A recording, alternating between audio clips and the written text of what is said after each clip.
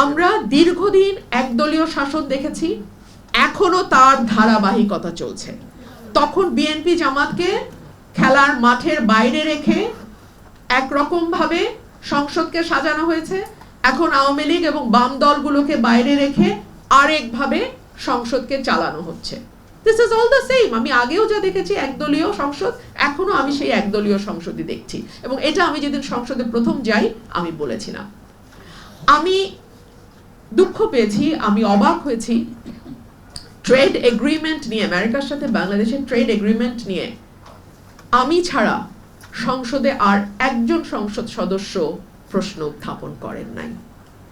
আমি যদি 5 জন সংসদ সদস্যকে পেতাম, আমি একটা নোটিশ দিতে পারতাম স্পিকারের কাছে যে আমি এই বিষয়টার উপর আমরা সংসদ সদস্য 5 জন আলোচনার প্রস্তাব রাখছি।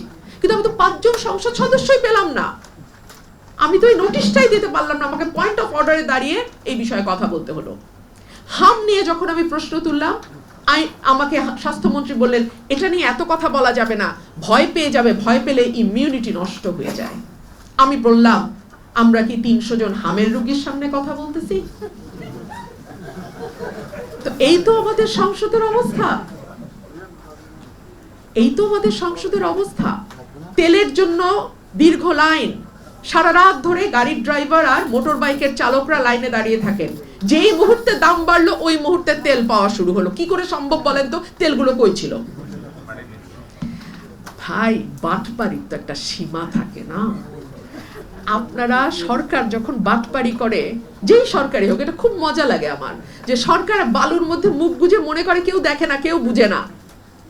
না ভাই, মানুষ কিন্তু ড্যাম স্মার্ট। আর এখন প্রত্যেকের হাতে হাতে সেলফোন, এই ফোনে আপনি মুহূর্তেই সারা বিশ্বের খবর পেয়ে যাবেন।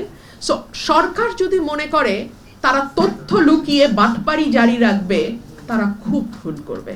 এইভাবে আসলে চালানো যাবে না।